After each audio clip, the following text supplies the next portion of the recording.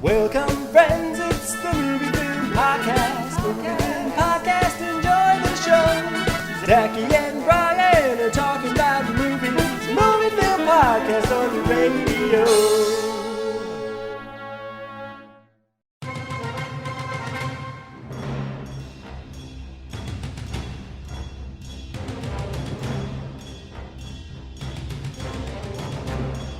Welcome to a movie film commentary track. My name is Zachy Hassan. I'm here with Brian Hall. Hey, how's it going, Zachy? Well, it's this is going to be an interesting one. Yeah, I've already decided this one's going to be called the movie film commentary track, Zachy's Favor. You know what's funny about that? Okay, so we are watching RoboCop 2 today, which celebrated its 30th anniversary just a few weeks ago, and this was we're very timely on this show. We're like, hey, it was RoboCop 2 a few weeks ago. I suppose we should get around to recording this. This was not a commentary I had necessarily intended for us to do. However, it was one we actually got multiple requests for. Oh, wow.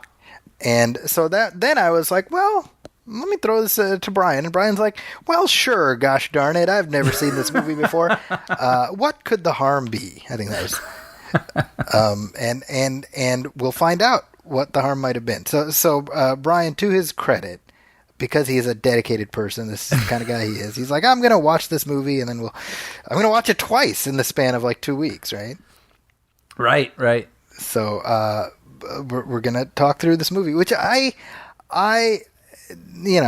just don't mean to give away the game early, but I consider it a fascinating failure. Yeah, I am looking forward to... I have no perspective on this film because I just saw it for the first time about a week ago. So I am interested to talk to someone who probably saw it back in the day, who knows way more about it than I do. And yeah, a sequel that just does not live up at all to the original. Like that, I'm interested in that discussion. So I think this is going to be kind of fun. Well, let's just get into it. No need to lollygag anymore. Then I like that. I just pulled lollygag out of the air, Brian. It just made me think of Mr. Burns or something. I was like, oh, that's good. That's good. Think about this. I was struggling for the word, and I landed at lollygag. Right. That's folks. That's a window into how my brain works.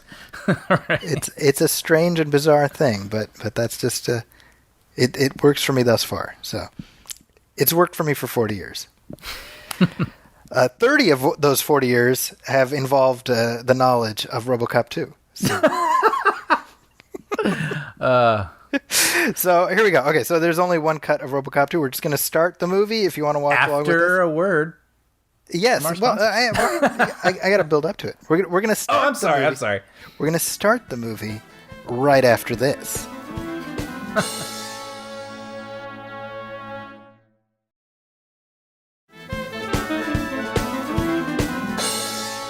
And we are back, ready to watch RoboCop 2. Brian, how you doing? Have you got an alcoholic beverage of some kind ready? You know what? I was just thinking. I used to back in the day, first 100 episodes. We did them in the evening, so I always did have like a little glass of whiskey.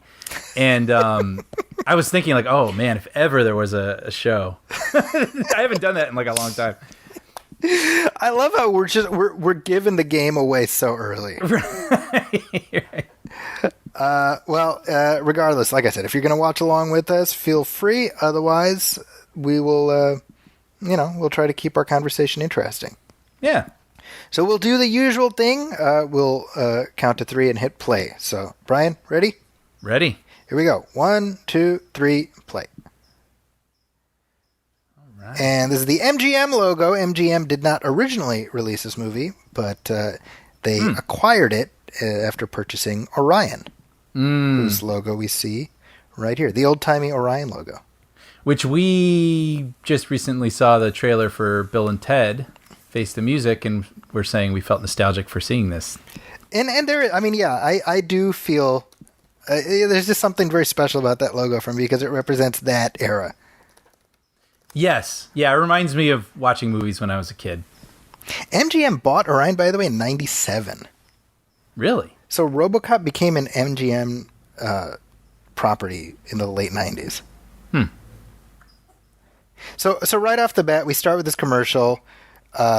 Which you don't realize is a commercial. Right. And I remember at the time this came out being sort of amused by the fact that I believe this is the first time I ever saw a movie where it doesn't even start with a title letting us know what movie we're watching. It's a little different. Yeah, yeah. John Glover here, by the way, making one of 2 appearances in the theaters summer of 1990. Yeah, Gremlins 2, is that same summer? Gremlins 2, same summer. Wow. Yeah, so, okay, wait, I just have so many questions. So, no,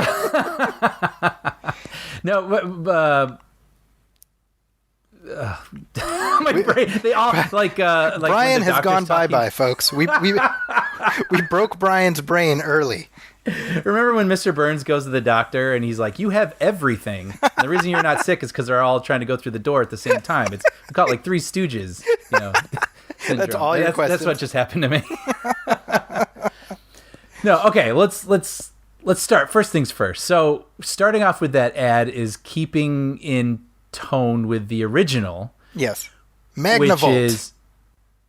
Yeah. So it's, having these sort of wacky day after tomorrow sort of absurdist commercials, right? Correct.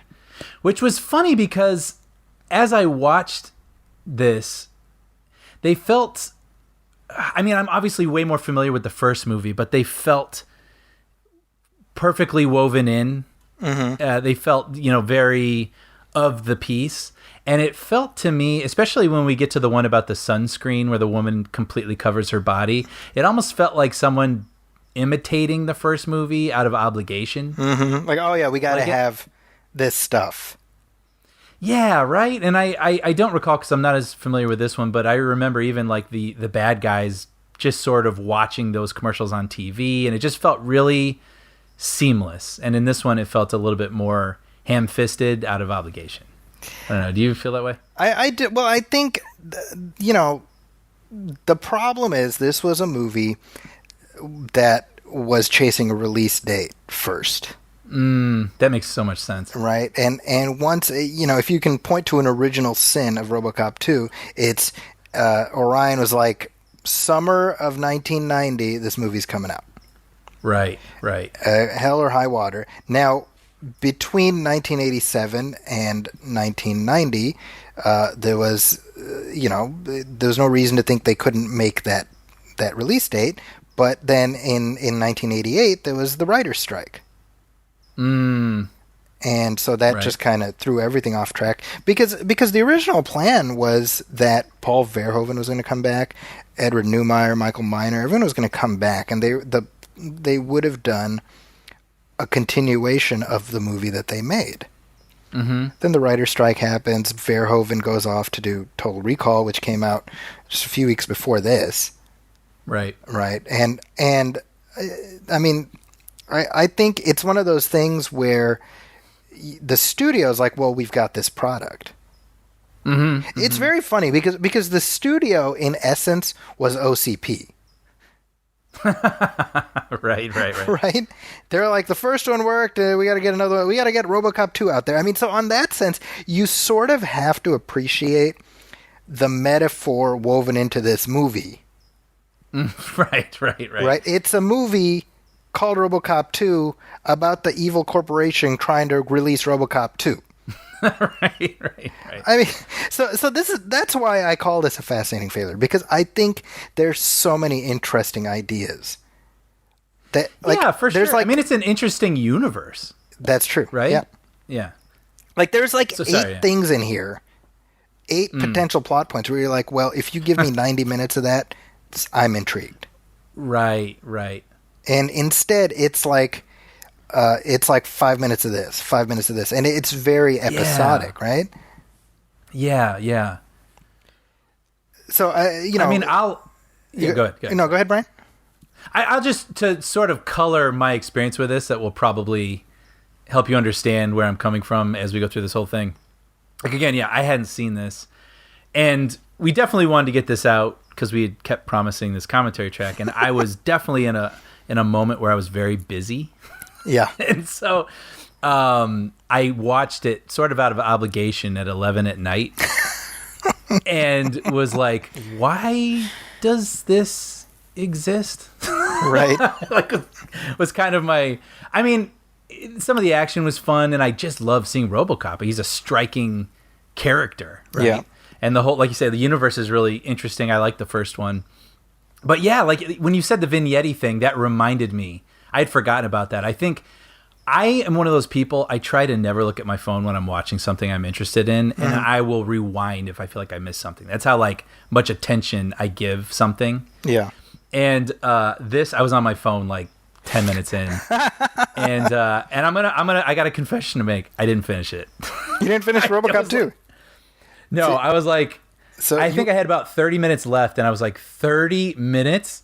And I was like, okay, once will be enough for this. I'll just finish it with Zachy. So you're going to be watching the end of this movie for the first time on mute with me. Correct. That's going to be something. Yeah. Now, I will And I say stand this. by it. I stand by it. Right. Well, this is going to be first for us, so we'll see how it goes. Yeah. I will say here, this part right here, I think as an intro to Yes. Robo in this movie, I think it works really well. Yeah. Yeah, he's cool. Like he's a cool I'm down for RoboCop movies, right? I just could not wrap my head around what we were doing. Like it just felt like some cool action, but it just felt really, I think you and I we texted about it after I'd watched it, and I just said it felt like there was no soul injected into this. Yeah. It's just kind of an action movie with some events, and it has a cool character at the helm, but I didn't care at all. And I think I didn't have, I wonder, just real quick, I'll just say also, I wonder too if I had seen this when I was a kid, I would have more attachment to it because I just was familiar with it and I saw it at a time when things were imprinting on me. Yes. But at this point, I was just, I gotta go to bed. So here's my personal relationship with this movie is exactly that. Like I saw it at I was 10 going on 11, and I took it for what it was, and like I'll always have a certain fondness for certain sequences in it, but that's the thing. Like even then, I was like, well, this is a step down from the previous one. Really? Like, I knew enough to know that. What do you think? I'm sure we could probably articulate that now, but as a kid, what did you feel was different from your experience with the first one to this one? I think the reason RoboCop works, the reason RoboCop 33 years later works in a way that it constantly, the appeal renews itself, is the same way for me. We just talked about Jaws a couple of days ago. The reason Jaws works, and it is that we get a complete arc. Yeah. Right. So the same way Chief Brody starts at one place and ends at one place, and we go on that whole journey. That's where RoboCop is, right? When he turns to the camera and says Murphy at the end of movie one, that's that's it. Like, you don't have to go a centimeter further than that. We've gotten the full story, right? Yeah, and that is very satisfying. Yes. You see the moments where he's starting to realize who he was, and when he's going through that house. Yeah, that's very rich. It is. Yeah. So what movie 2 does is it presents us with a character who is clearly not who RoboCop is at the end of the first movie. Right, where he's conscious of his humanity.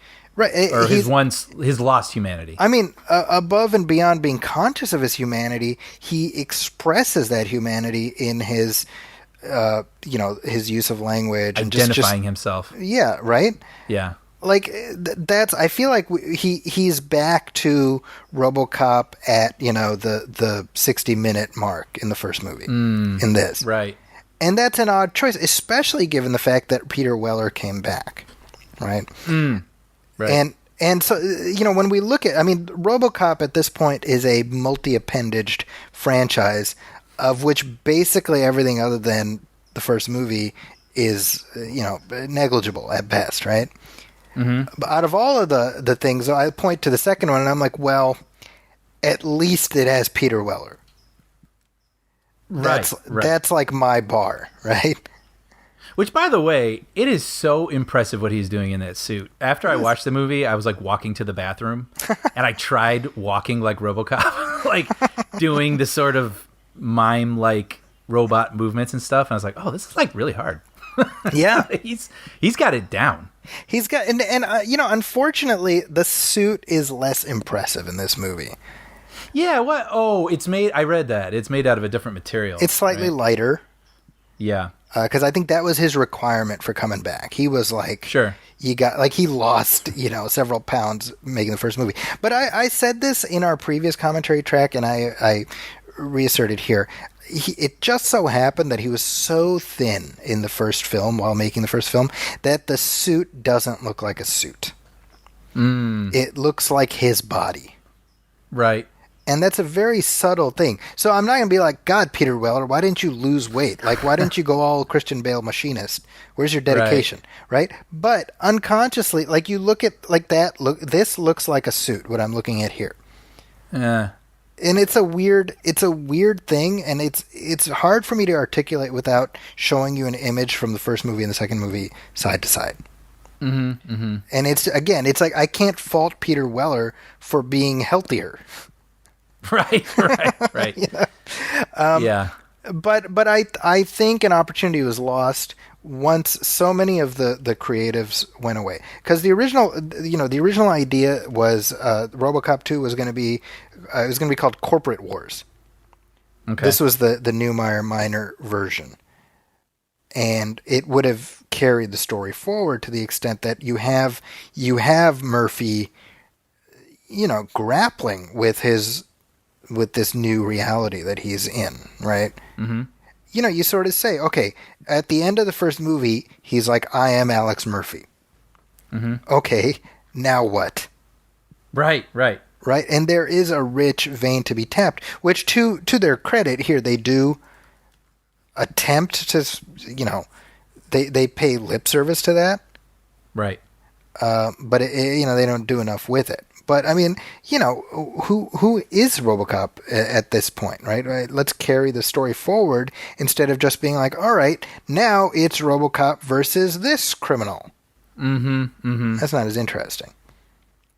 Yeah. There needs to be more of his searching for something that has to do with his identity, or maybe tracking down the people who are at the top of this thing and stopping it from happening again, or I don't know. It's just something that feels more personal.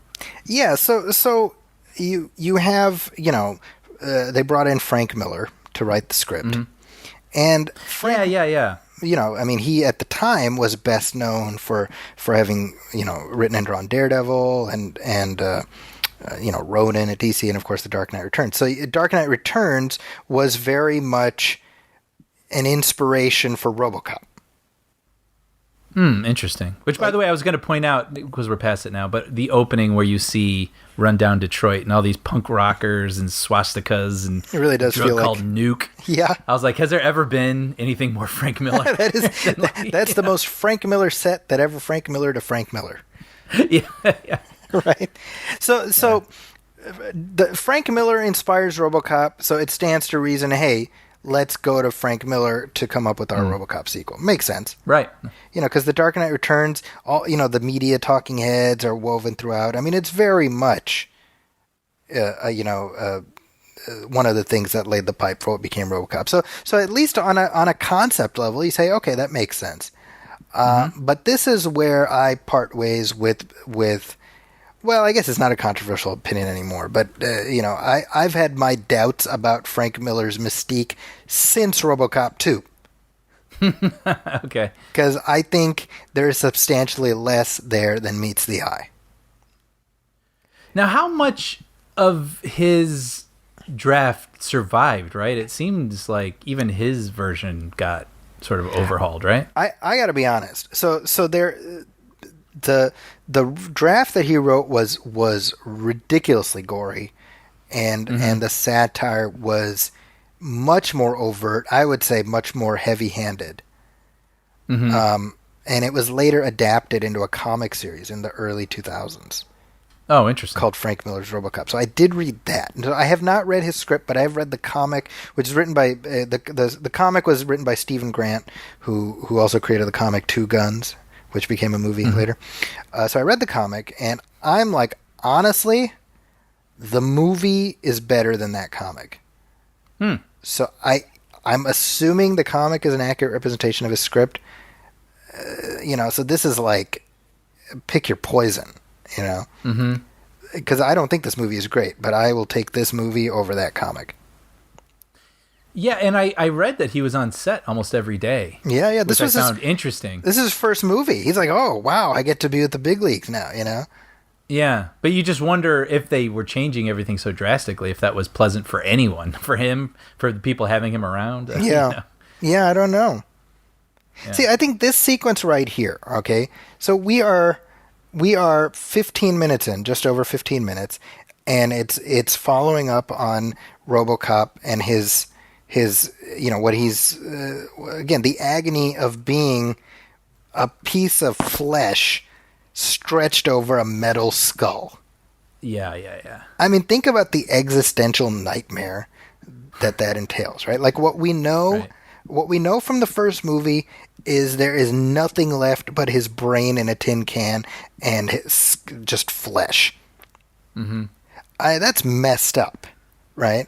Right. I mean, it really is. And so, it's interesting. There's a deleted scene, which I believe comes sometime before this, where he's walking in the police station and he sees a female officer showering. And he kind of stops and like looks at her. And I think that I see why they cut it, because it's like kind of creepy looking. Right. But the idea is like, the longing, like how does a RoboCop even feel sexual longing? How does that work, right? So in other words, there's all this interesting stuff that at least you could follow up on in some way. But I think what happens is you've got Orion. I was going to say MGM. You've got Orion, who needs this movie to come out, and they are viewing this first and foremost as a franchise. Right? So everything the first movie was about was, it just it was a thing that, they had no expectations for. And, nothing fails in Hollywood faster than success. Right. I mean, this scene right here, when he's talking to his ex-wife, I think it's a really good scene. I love the idea of this. Yeah. Absolutely. Like him visiting her and then being like, stop, like you're ruining her life. Yeah. And then I like seeing this, that she actually realizes there's some version of her husband still in there. I don't know how she got there. In this sort of top secret laboratory, but I mean, that's the thing, right? Like this right here, where she's touching him, and he's like, they made this to honor him. I mean, that for him, that's heartbreaking, right? Yes. It's him cutting the cord with his life. Yes. But it's weird to me that in a movie like this, you don't come back to that at some point. You see what I'm saying? Yes. Yeah. Like to me, this is his neck out for her later, like some sort of payoff. I remember watching this the first time and being like, well, and I didn't articulate it in my head the same way, but I'm like, well, that feels like Chekhov's gun. Oh, absolutely. Yes. Right? Okay, yes. So he has to say this to her now, but by the end of the movie, this is going to happen. I was like, something's going to happen. Yes. But no, 20 minutes in, he watches her leave, and it's like, okay, credits, next episode of RoboCop. Yes. Right. Yeah, and that's what I mean. Like that's what I want to see him grappling with the action. Have the action, but this is his personal arc. Yeah, and I think, let's talk about the fact that Irvin Kershner directed this movie. Yes, which is fascinating. It absolutely is, because Irvin Kershner, he will always be the guy who made the greatest Star Wars movie of all time. So at least as a concept, you say, oh, the guy who made The Empire Strikes Back is making the second RoboCop. Like, oh, Paul Verhoeven's not coming back. Oh, bummer. But the guy who made The Empire Strikes Back is doing it. Yes. Right? You're like, oh, well, geez, that's going to be amazing. Mm-hmm.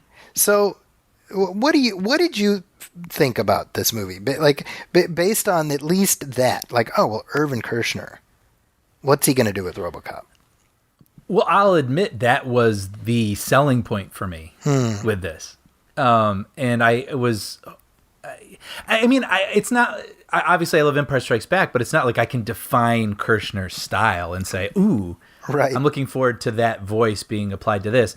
But knowing that he put together such an emotionally resonant and thrilling chapter in my favorite movie series of all time, I just assumed that would be applied then to this series. Right. And it kind of, no offense to him. I mean, of course, R.I.P., but it just feels like anyone could have done this. Yeah.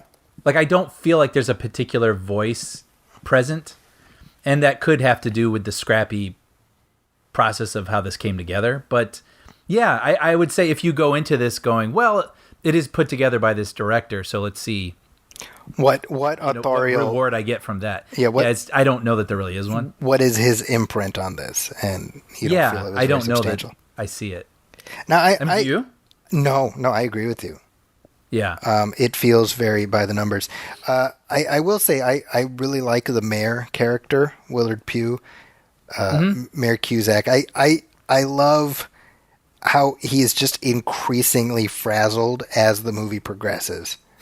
Yeah. Like he starts out pissed off.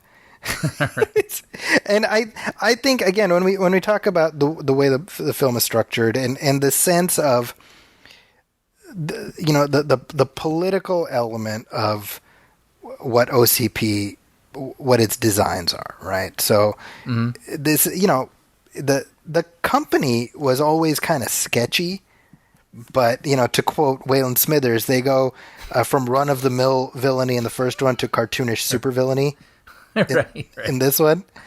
Yeah.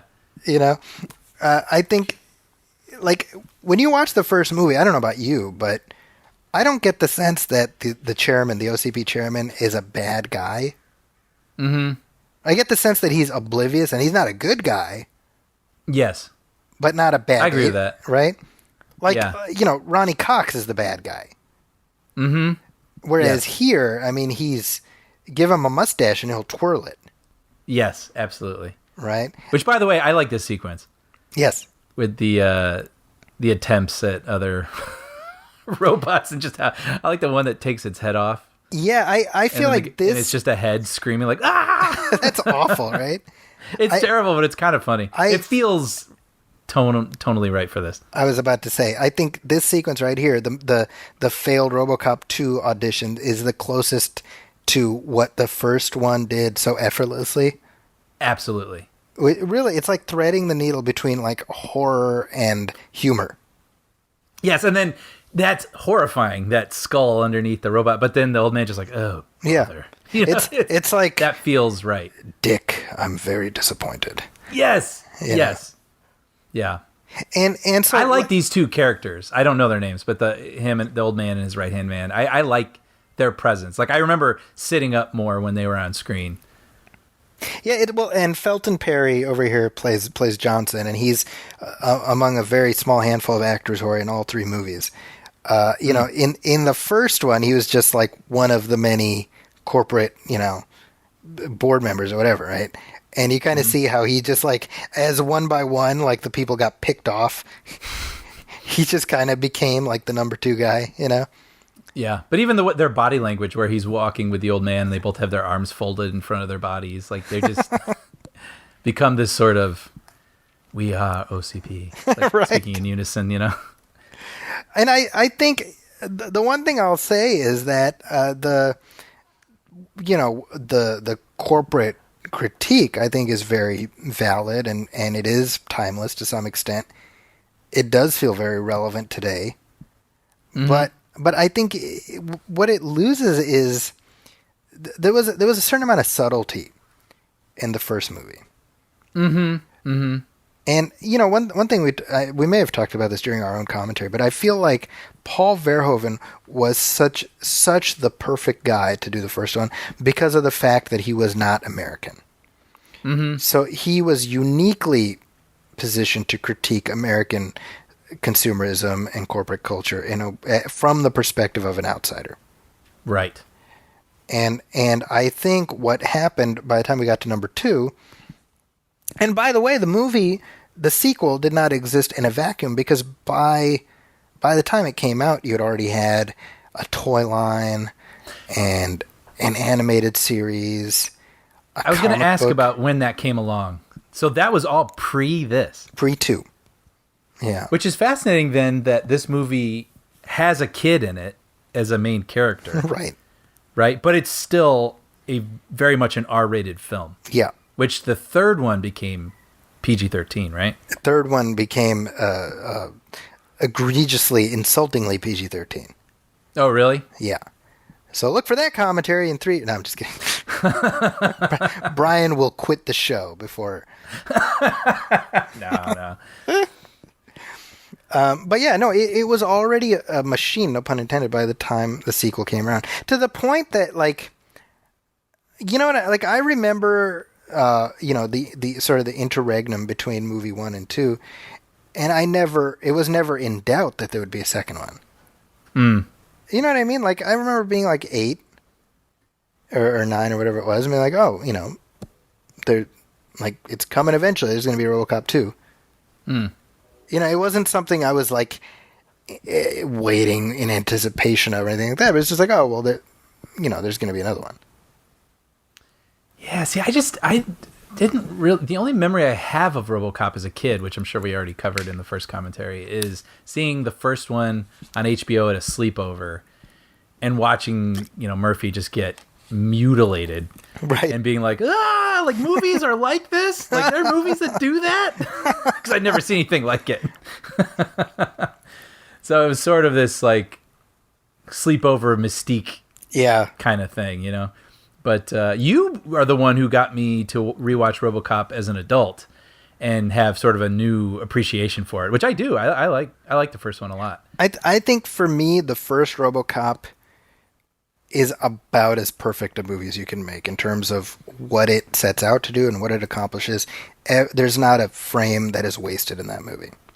Exactly, and it's wacky, and I mean that in a good way, while still having a story and a character that it wants you to care about. And I was telling that to my brother the other day because I was talking about doing this commentary, and he had no idea. I don't know if he's ever seen it all the way through. Was it over drinks? Was it over drinks and you're like pounding down shots? Like, in 2 days, I got to watch RoboCop 2 again. Yeah, pray for Mojo. But no, it was... no, but he had no idea that movie was a satire. And he's, so I think... he's like, oh, I just thought of some movie about a robot action thing, and I was like, oh no, it's actually this kind of interesting. It exists on an island. Yeah, really. I mean, I can't think of any other movie to compare it to, but that's why I think it's still remembered today. I agree with you, and I think, I've said this before, right? I think the measure of how good your first movie is can be found in how many not good follow-ups come after. Yeah, but and also, I don't know what the knockoffs were. I mean, we were talking about Jaws and then Orca and, Day of the Dolphin or whatever it is. Probably, actually, I don't know when that came out, but I can't think of anything that came after RoboCop that was even like it. That's, yeah. Sort of dystopian Day After Tomorrow City. It's, yeah, robot protagonist. I don't know. It's kind of its own thing. It was alchemy. Yeah. And again, I mean, here we are 33 years after the first film, and they're still trying to mount a sequel. Mm-hmm. I think that, like that RoboCop Returns they were talking about, Neil Blomkamp was attached at one point. I think that's still like a thing that they want to do. Right? Now, I think it's a bad idea. I think at this point, just Murphy has been dead a long time. Just let it go, right? But yeah, but it says something about the continuing mystique of that first movie. Yeah, it's like what you said, though. I mean, that filmmaker, perfect alchemy. Yeah. And also the time, being an 80s film, it's just all the pieces fell together when they were supposed to, and that's why we still remember it, but I don't know you can do it again. Yeah, I think, as we're watching right now, right, that's the scene where RoboCop is in the video game arcade, which, like, are those a thing anymore? Good call. I feel like that marks this as dated more than anything else, It didn't even occur to me. That's funny, yeah. But you've got the corrupt cop, right? It's played by Stephen Lee Duffy, and then you've got this little asshole kid, played by Gabriel Damon, right? And it's just it's a series of really awful characters. So in other words, we got Kane, the big bad of the film, Right. who's like weird. some sort of cult leader or something. Yeah, I mean, it's Tom Noonan playing the Tom Noonan character. Because this is a guy who he's in FX, he's in Manhunter as Dollarhide, he's in Monster Squad, he's in Last Action Hero. He's always the Tom Noonan character. Oh yes, Last Action Hero, of course. He's a Ripper. Yes. Right. Yes. So I think Tom Noonan again. I think he's very good in this, like playing the character that they created for him. Mm-hmm. But he disappears like halfway through the movie. Yes. Right? So all these like bizarre choices. So anyway, my point is, as soon as the episode with Murphy and his wife, I mean, think about it. They knock that storyline out 20 minutes in. Right. It's like, you know what it's like? It's like a new showrunner came on in the next season and you have to quickly wrap up the threads. Right? Wow, that is a really, really good analogy. Yes. Right. Oh yeah, we gotta. Yeah. The needle scores show that people don't like the wife storyline, so we got to wrap that up. And then we push forward and never look back. Brian, this movie is Cyborganizer. It's Cyborganizer, right? They retooled it halfway through. Yeah. So. There's a reference. Google Cyborganizer. That's a Simpsons reference. I don't remember what episode that was. I don't either. I just remember it. But and then you got this Elvis guy. Yeah. Like all these, but they're all like unpleasant characters. So yeah. Like I think this is the problem, right? So the journey. What is the journey in RoboCop 1? It's Murphy reclaiming his identity, and that's woven throughout. That's what we have an investment in. And by the way, there are these bad guys. Mm-hmm. And so with the second one, it needed to be, what is Murphy's journey in this movie? Mm-hmm. Mm-hmm. You don't start with the villain. You start with his journey, and then you create the villain to allow that journey to progress. Right. And so, I mean, it seems to me the logical place to go is you incorporate the family somehow. Yes, agreed. And I even like the idea too, where that woman is saying, why he works is because of who he was. Right. Like, and I have to admit, I didn't finish this movie, but I think that's an interesting thread. So them trying to corruptly, nefariously create more of these guys, and now he's got to bring down his maker, so to speak. Yeah. Yeah. All while grappling with who he is and his family's pain, and yeah. I mean, I think, it's worth remembering, right? In the first film, and this was something I've seen the movie a million times, and I didn't catch it until, like, my rewatch right before our commentary, where Miguel Ferrer's character says, we can get the RoboCop program going, like, right away. We've already placed prime candidates according to risk factors. And I was fascinated by that. So in other words, they saw Murphy's record. He's a good cop. And they said, let's put him in a place where he will get killed. Mm-hmm, mm-hmm. Because our contract with the police department says we get the bodies. Right? Right. I mean, that is all kinds of effed up. Mm-hmm. Mm-hmm. You know what I mean? A good story. It's great, right? And so you realize, like, here's a guy who essentially was punished for being a good cop. Right. Right? Right. And so that's something that, yeah, the idea that, well, what allows Alex Murphy to keep going? It's a strong sense of duty. Well, that's interesting, you know? Mm-hmm. And we get these little moments, you know, we got, because that thread is cut off now, but, you know, early in the film where we see that flashback where he's kissing his wife and he, you know, it's Peter Weller and he sees himself in the mirror, you know? Mm-hmm. And, you know, those threads, like I said it before, man, I mean, to me, if not the favorite scene, but certainly one of my favorite scenes in the first movie is when he's going through his old house. Yes. Not a single line of Agreed. dialogue. Not a single line of dialogue from RoboCop. Mm-hmm. And yet, it's the emotional centerpiece of the movie. And so here, it's like everything. It's like, oh well, we got to have the crazy villain. How do you top Kurtwood Smith? And, yeah. Right. And the truth is, Clarence Boddicker was like a one-of-a-kind bad guy. Mm-hmm. Mm-hmm. You know, and Tom Noonan, he's doing something interesting. He talked about having had a really good time working on the movie, creating the character with Irvin Kershner. Apparently, they got along, you know, absolutely splendidly. Peter Weller had a good time making this movie. Oh, yeah? He did not like the movie. Right. But the experience. But yeah, he's like, I don't think the movie worked. He said, he gave this interview where he was like, you know, they didn't have a third act. You know?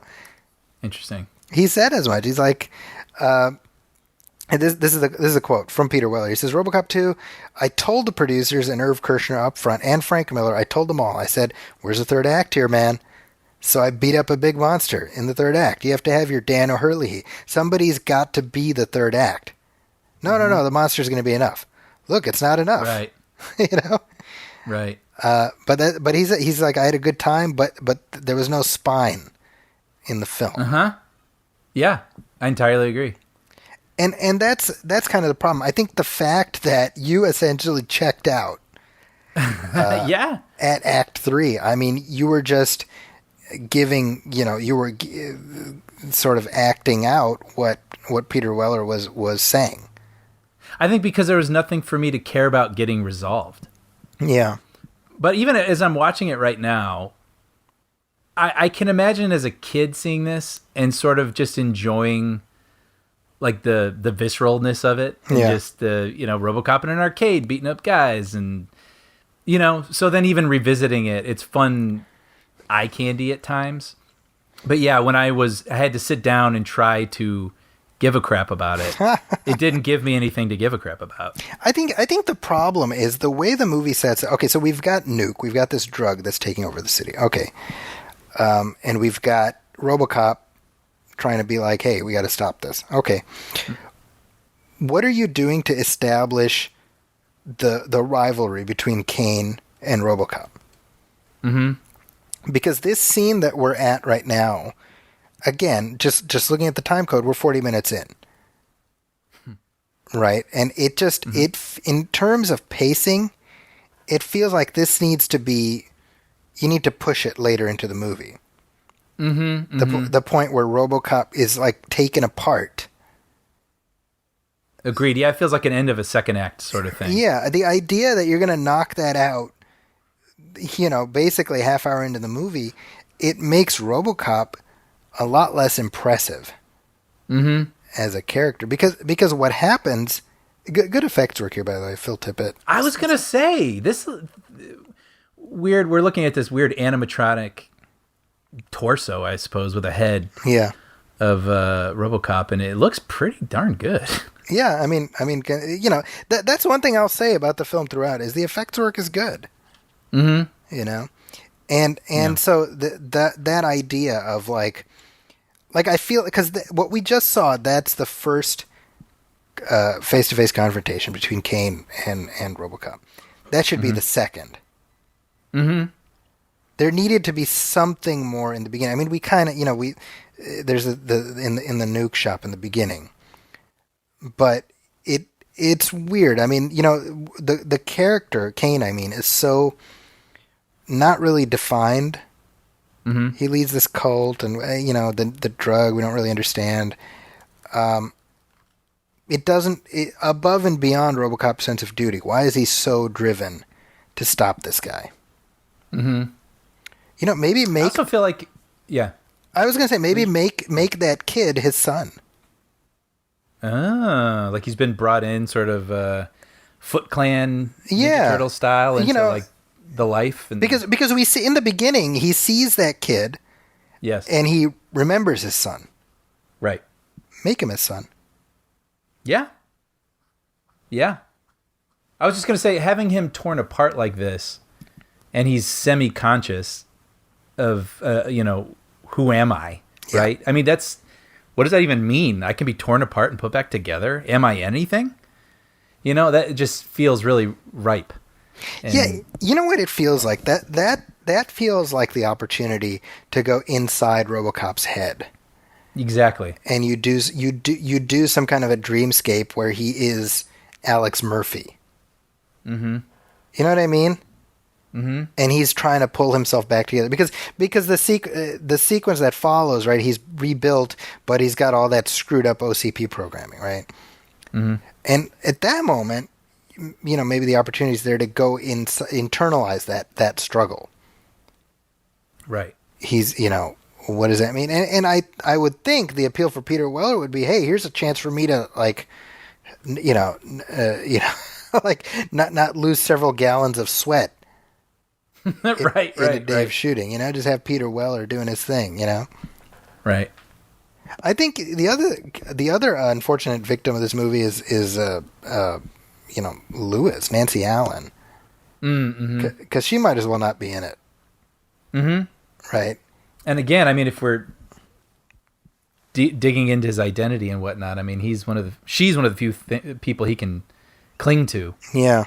It just feels like there's so much more opportunity if they had beefed up his arc for her to play a role in that. So this right here, okay, so we're watching Duffy, the cop who betrayed them. He betrayed, he betrayed the cops, and then he also betrayed Kane. Mm-hmm. And he's getting vivisected. Right. And this is what I mean about just, like, cruelty. Mm-hmm. Like, it's just nasty. You know what I mean? Right. Like, it's weird. I mean, obviously, we talk about the first movie, and we know what happens to Murphy, and then, Paul McCrane gets dunked into toxic waste or whatever. So it's not like that. It's all peaches and sunshine right. there. But it's just, there's an abject, excessive cruelty here. Like, I don't want to watch this, Yeah. I mean, for the most part, I don't really cover my eyes much, but during this, I was like, this is gross. Like, Yeah. I found myself sort of averting my eyes. Like, so right here, where, speaking of averting your eyes, right, Kane is like, no, you got to watch this, right, to the kid. Mm-hmm. Well, what is the movie trying to say about this kid? I think it's saying it to the audience, to the children of America. Like, the kids are like, maybe this is kind of messed up. Like, no, watch RoboCop 2, buy RoboCop cereal, play RoboCop game. Right? Like, that kid's arc is sort of fascinating because it sets him up as just the absolute literal worst. Right. And then, you're supposed to be like, oh, poor kid. Right. It makes no sense, Did they ever explain where he comes from? Like, why there's like a 10-year-old hanging out with these guys? That's a good question, and I'm going to say no. And I'm wondering what the calculus is even putting a kid into the movie. I know usually you do that in a property when they adapt it for the theater because they think children audiences need a kid to like glom onto, which I've never understood. Yeah. I've never liked the kid characters in movies. That's true. I mean, Goonies aside, like movies about kids is one thing, but when they make some movie based on a cartoon I like, and they're like, throw in a kid. Kids will feel like they can put themselves in the movie. I'm like, kids I like want to watch kids. the thing that I know. But anyway, that aside, how did you respond to that character as a kid? I mean, did it put you into the movie thinking you could be calling people bad names and staying next to women in lingerie while holding a gun? This in that sense, this movie changed the course of my life. I'm just joking. No, but definitely, I mean, there's the shock value of this, however old this kid is, probably 10, right? just swearing like a sailor and just being awful, right? And actually, I just looked it up. He was 14 at the time. Wow, he looks younger. He looks younger. He does. Yeah. Yeah. He is Gabriel Damon. He is now a real estate broker. Oh, interesting. So good for him. But regardless, yeah, what I thought at the time was like, well, that's awful, and obviously it's bad behavior. You shouldn't do that. But again, that sense of confusion of like, what am I supposed to feel when he dies? The kid? Yeah. Oh, see, I don't even know if I got that far. You didn't even get that far. Okay, so we'll get there. Yeah, I'm not even supposed to. I'm not understanding what I'm supposed to feel about the kid. Period. Like I'm just really put off by him. Just because of the way he behaves and stuff. But I don't know. I'm just wondering what obviously there's notes and thoughts and meetings about this, and I wonder what he's supposed to be for this movie. Yeah. What's interesting? Really, was it sort of an entry point for younger viewers? I can't imagine. I can't imagine. I mean, generously, we can maybe say that there's some kind of critique of a movie like this being aimed at kids, maybe. That's me being very generous. Yeah, I was going to say, I like that idea. Right. Yeah.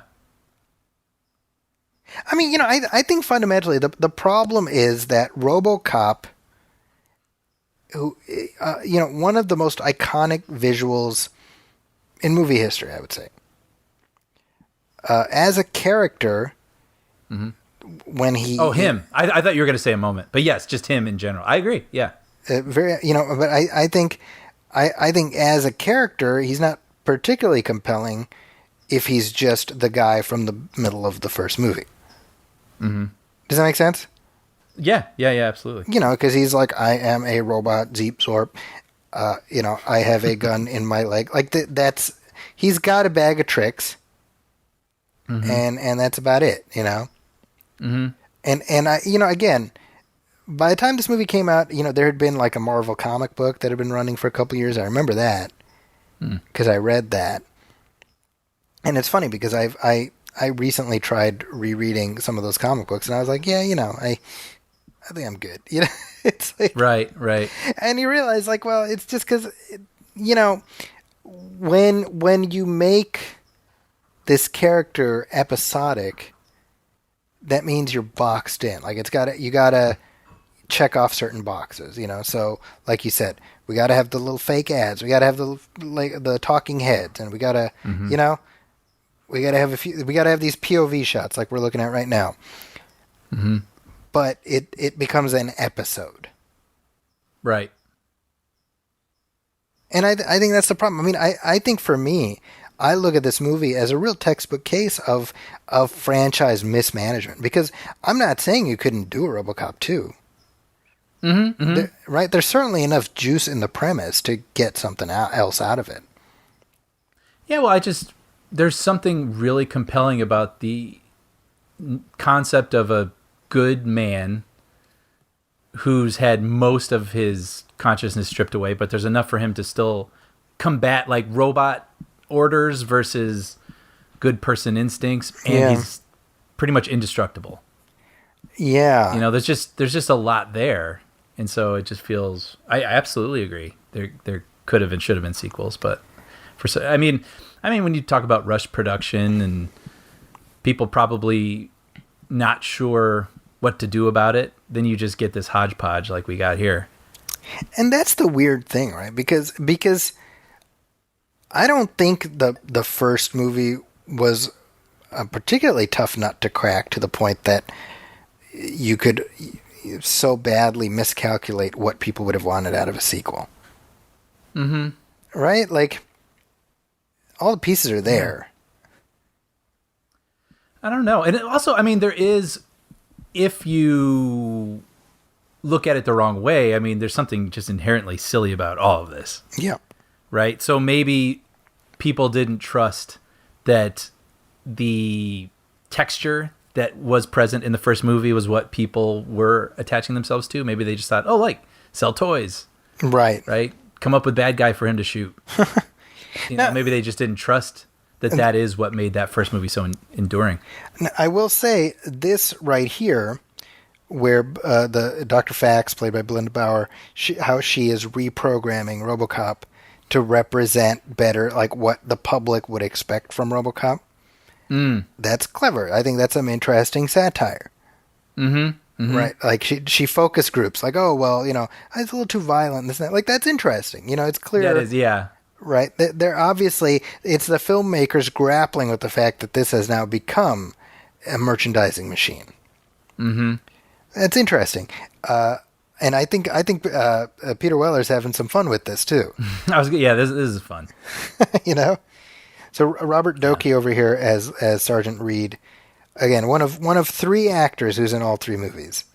So Nancy Allen, Robert Doakey, and Felton Perry. They're the only three. Okay. Felton Perry's Johnson. So wait, what is the third movie about? The third movie, I don't know. Does that have a kid in it too? There is a kid in it, yes. Like a lead kid sort of thing? Yes. But not like Satan incarnate like in this one.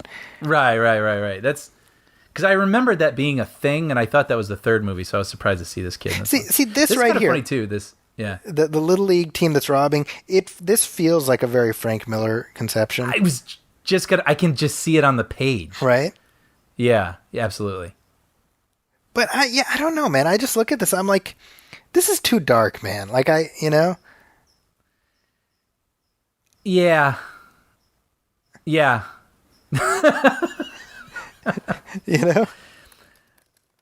I mean, there's something I do remember this scene being kind of amusing to me, but when it becomes dark in my head is thinking about these kids as real people, like being surrounded by this sort of play that's going on around them that's just so violent and dark and right. The concept of it is kind of amusing. I think the fact that RoboCop has been rendered just utterly incapable of handling any crime, like that's interesting. That's there's something interesting there. And that actor, by the way, that's Chris Ellis. He's in The Dark Knight Rises, I think. What? Oh, maybe not. He looked like him, but maybe I'm wrong. Oh. Wait, who are you thinking of then? Oh, I think we had that boombox. That kid was running away with. Boombox. There's another artifact, right? Like, yeah, this is supposed to be the near future. Right. Oh, I was wrong. Yeah, I was thinking of the priest in the Dark Knight. Oh, that guy. Yes. It kind of looked like him, though. There's nowhere left to go. Right.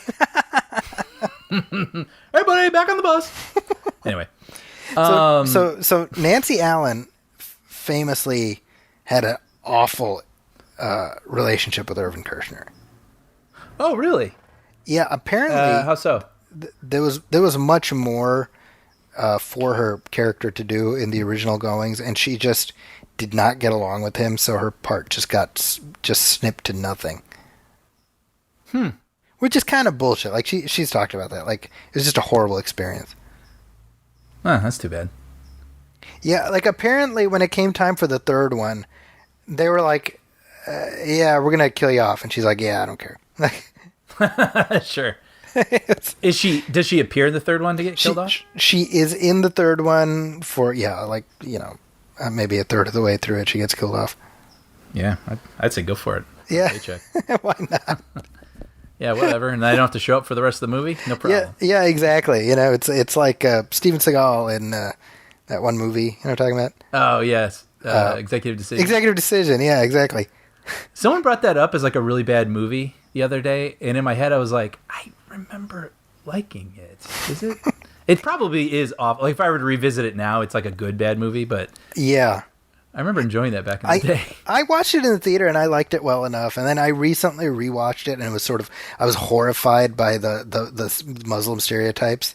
Oh no! See, I haven't seen it as a fully formed adult. That's why I'm like, okay, I need to stop revisiting this stuff because right. Yeah. See, so this right here, we're seeing Murphy just being ridiculous because of all the OCP programming and stuff. But what's weird is they don't they don't make Lewis instrumental in fixing him. Yes. And that seems like a jump ball to me. Like, well, Lewis is his closest friend, period. So, like, why not weave her more directly into the plot? Right? Yeah, I agree. So, like, all of this is going on, and we've just forgotten about Kane and Nuke. Yes. Yeah. See, that's it. So these kids are swearing at him, whatever, and I'm like, are there any, like, nice kids in old Detroit? I know. In the future, yeah. Or Detroit, yeah. It's like, yeah. Frank Miller, what happened to you in your life that led to, Yeah. So they shot this in Houston. So okay. Just like like the first one, right? First one was shot in Dallas, yeah. Oh. So in Texas. See this bit right here, it's kind of funny. Yeah. Thank you for not smoking. Yeah, exactly. It's kind of funny, I think they probably stretched the gag out too long. Now, I had read somewhere that they used that as an ad in theaters, that moment. Can you fathom some sort of thing now with a guy getting bullets, plucking around his head, like ever being shown as like lighthearted, movie sort of, bumpers. It's interesting because the scientist, the doctor who's working on him, she's given a very prominent role here, and you kind of wonder why, because she's, like, again, that should be Lewis, right? Who's sort of helping Murphy understand, like, what's going on with him. Mm-hmm. And so again, okay. So RoboCop has had this thing happen, and where are we at? We're about an hour in, and now he's going to reset his programming, and that episode is done. Right. Yes. Yeah. Maybe that's just an outgrowth of the fact that Frank Miller is a comic book writer. Comic book writer. That's what he's used to. Yeah, that's a good point. See, I was familiar with Frank Miller even back then because of his reputation from The Dark Knight. But this was the first time I was like, well, I don't know about this. And very shortly after this movie, just a couple of years later, he started doing Sin City. Okay. And I didn't read those comics very much, but certainly when you watch that movie, maybe this is just me. I'm showing my bias here. When I watched that movie, Sin City, I was like, Frank Miller has one trick, and this is it. Mm-hmm. It's like just friggin' shitty, worlds where everyone is awful. Everyone, yes. And you have one sort of cliche good guy. And so with that in mind, this fits right into his particular aesthetic. So that's where I get to, like, I don't think he can blame it on the studio. I think this is just Frank Miller's thing. Right. He creates worlds that if you stay in them too long, they're not particularly pleasant. Mm-hmm. And if we, I mean, when you think about it, like The Dark Knight Returns is an amazing comic book. I mean, it's a genre-defining comic book. Mm-hmm. However, everything Frank Miller did with Batman, in the Dark Knight world after that, right, was pretty bad. Right. Well, I haven't. That's the only one I've read of his, to be honest. He did The Dark Knight Returns, and then shortly after that, he did Batman Year One. Okay, I've read that. Right, and Batman Year One is amazing. But he did The Dark Knight Strikes Again. He did The Dark Knight Is Back. Dark Knight FU, like whatever. He just kept going. Right? I was wondering if you were starting to make him up. Yeah, because they did. But Frank Miller, right there. There he is. Oh, really? To the right of the screen. Yeah, he's the one holding the. Oh, funny. I'm so used to the sort of grizzled Undertaker fedora wearing. Yeah, this is young, optimistic Frank Miller. Right. Oh, that's By funny. the way, this is very random, but the woman, Kane's girlfriend, who's played by Galen George, she follows me on Twitter. It's very random. Oh, nice. Yeah, I know her. She's great if she's listening. Yeah, she's. I enjoyed her in this, and she was also Yeah. on a TV show a couple years later on Fox, created by Sam Raimi, called Mantis, which was a superhero show. Huh. It's random. It was on Fox. I don't recall it. But Hot dog. I think Frank Miller, in the mid 2000s, did a comic book called All Star Batman and Robin, Okay. which I call ASBAR. Why? Because that's what the initials line up as, All Star. Funny. And that's the comic book that has the famous line where he it's like retelling the origin of Robin. And so Batman has Dick Grayson in the car next to him, this traumatized kid whose parents died, and Dick Grayson's like, "Who are you?" And he says, "What are you, deaf? Are you retarded? Who do you think I am? I'm the goddamn Batman." Right. That's a verbatim quote from that comic book. Yeah. And you think Robin, I'd be like, can you just let me out? Yeah, can I just, on this corner, I would rather take my chances alone on the street. Right? Yeah. And so my point is, I don't see a whole lot of difference between that, what we saw in Asbar, and what Frank Miller was attempting to do in RoboCop 2. Yeah. And with that in mind, I think we also get a window into Irvin Kershner's sort of, his storytelling, right? I think he's very much character driven. I think he excels at, getting performances out of actors. But I don't think he's a world builder. Yeah. Right? Yeah, good point. And Detroit doesn't feel as vividly realized in this movie as it does in the first one. Right. That's a real good point. It's weird because this movie, I believe, had a bigger budget, but it feels cheaper. Mm-hmm. Right? Yeah. Because this one cost about $30 million. Actually, let me look up what the budget on the first one was. I had that. $13 million on the first one. So in other words, more than twice the first one they spent on RoboCop 2. And if you ask me, the first one looks far more impressive. Mm-hmm. There's just, because it feels like this right here where we're at, it's like the same kind of warehouse that we were at already. Yes. Which we kind of, isn't this in the first one? Like, isn't this warehouse where the first one ends? Yeah, I mean, Or like not earlier warehouse, he was like driving through. Sorry, not the like the factory. You know what I'm talking about? Yeah, no idea. Yeah. It feels like kind of the same thing, right? Yeah. It's like sort of. Okay. I was thinking like the first Batman 89, where if you really pay attention, there's like 3 sets. Yes, right. Yeah, we were talking about that. Even like car chases. Yeah. It's just going in a circle. He's got to turn the same corner. Yeah. Now, look at that shot. That's a great shot, right? That was cool. Batman, yeah. Him coming through the smoke. I realize we're not talking a lot about what's on screen. Yeah. Like, I think this right here. So we are roughly an hour in, and this is, in essence, Tom Noonan's exit from the movie. Right.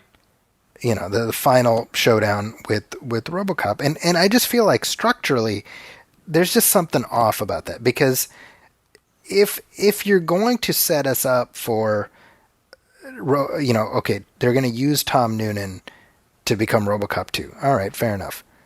Why? Right. Because the rationale that Dr. Fax uses doesn't make a whole lot of sense.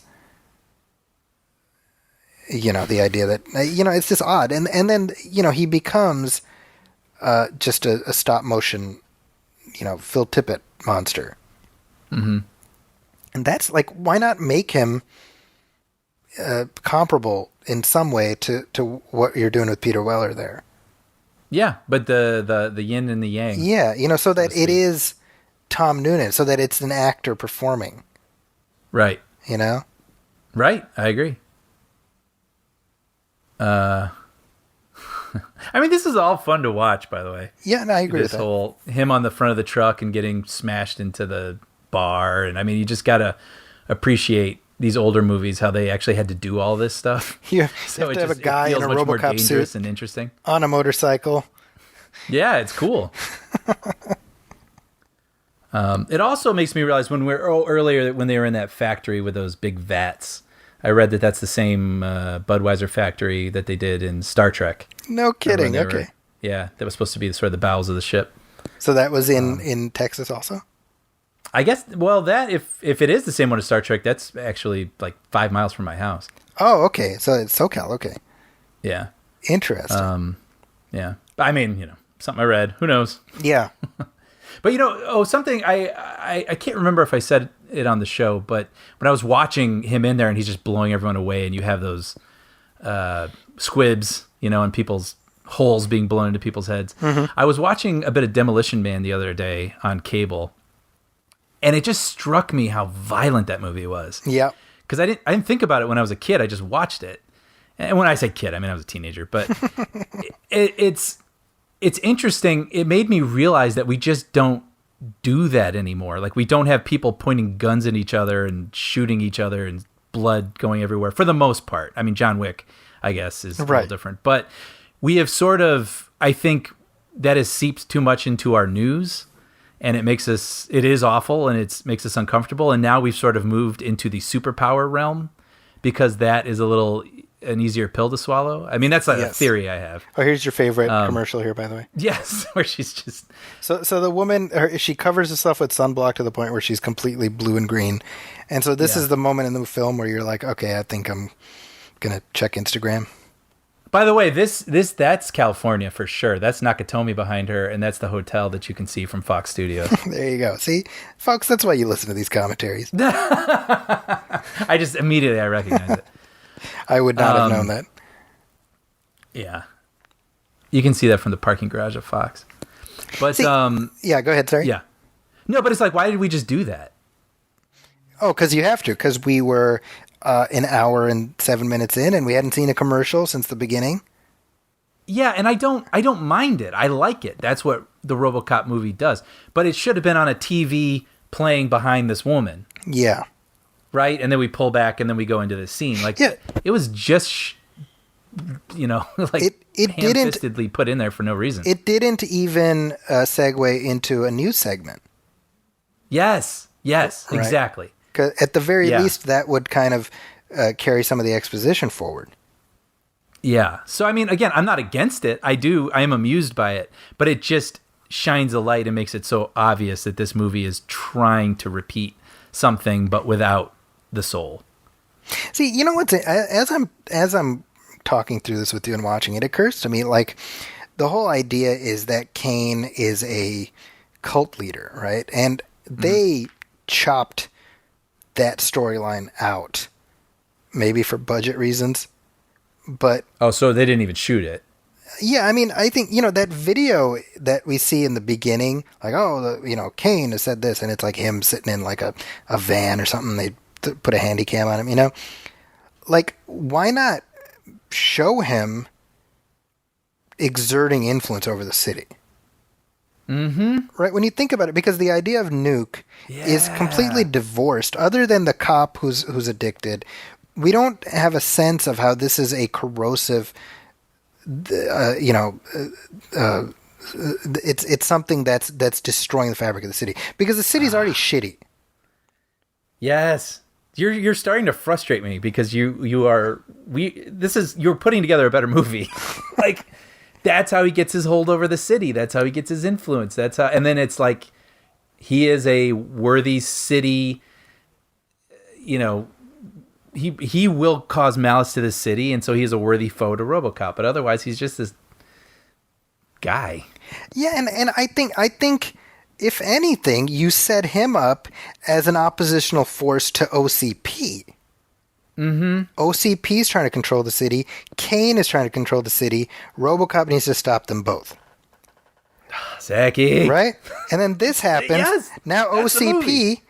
Hey, we need a new RoboCop. We need to get rid of Kane. Problem solved. Now he works for us. Mm-hmm. That's interesting. Yeah, so now RoboCop's got to go take the whole rotten system down. Yeah. Yep. I mean, these are like little things, right? Because right here, you know, even though Kane, the character, exists in the rest of the story, Tom Noonan is done. He's like Max Headroom for the rest of the movie. Right. You know? And it's bizarre to me because I'm like, well, he's an interesting actor and he does interesting stuff. So why divest yourself of that performer? Mm-hmm.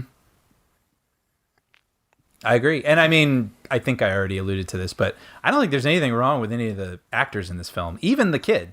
Yes. I just think they didn't do the most interesting things possible with them. Yeah, I mean, again, what it comes down to for me ultimately is what does every single one of these characters illustrate about RoboCop? Mm-hmm. If we're not reaching some new sense of understanding of who Alex Murphy is, then you have to rejigger it, right? Mm-hmm. And ultimately, that's what gets lost here. Is RoboCop is if he's a purely external character, if we're not inside his head, he again once you move past the bag of tricks, not a particularly interesting character. And that's the problem, you know. Yeah, I agree. I remember being absolutely mortified at this as a kid. They take off his skull cap. Oh my God. It's horrifying. It really is. Yeah, I mean, when this movie came out, let's see, it was summer of '90, right? So I was 10, going on 11, and I remember my brother spent the weekend with my cousin Fawaz, who listens to this show. So Fawaz, I still 30 years later, I'm mad at you guys for going to see RoboCop 2 without me. Because my brother came back and he's like, I watched RoboCop 2. And he's like, he was 5 years older than me. So he was like 14, 15. He's like, and then this happens, and this happens. And you build the movie up in your head. Yeah, yeah. Yeah. Look at that, dude. They're holding like his head. Now, have we seen that imagery anywhere else? Like, has that been in a comic book or something Frank Miller's done? Because I found that very familiar. You know what? Sort of the brain, the spine, and the eyeballs in a vat of water or whatever. It feels like for me that this is my earliest recollection of something like that, but I could be wrong. It reminded me of something I'd seen before, but I couldn't think of what it was. It reminds me of like the villain and what was that, Captain N, the Game Master? Do you remember that? No. I mean, I remember that, but I don't remember the villain. Yeah, it was like that. It was like a weird brain creature thing. Kind of like that. But this whole thing, how the city's trying to raise money, like I like that plot line. Yeah, me too. Because there's a valid critique happening, which is, when the public good is sublimated to the corporate good, the people lose. Mm-hmm. And you know what? We see that play out constantly. I mean, that's a cultural commentary that's relevant right now, right here. You know how I know this? I live down the street from Facebook. Yeah. Which is a country all its own. That's right. You live right near Anaheim, where the Disney company has made certain concessions from the city. Mm-hmm. Right? That's not me critiquing Disney as a corporation. I'm like, that's what companies do, right? Mm-hmm.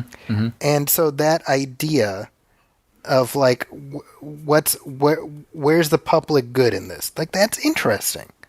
Mm-hmm.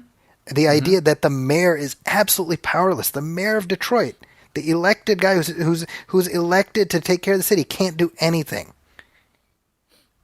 That's really interesting. Yeah, no, I agree. I was snickering. It just feels so 80s to me. I was earlier with the little boy in a suit and this woman in like negligee. Right. Like, it's just like, what is going on?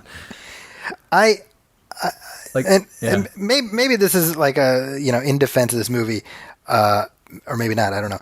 You could not make a movie like this today. No. Like I said, I don't know if that's a good thing. Yeah, it is just. I mean, yeah, it was a weird time.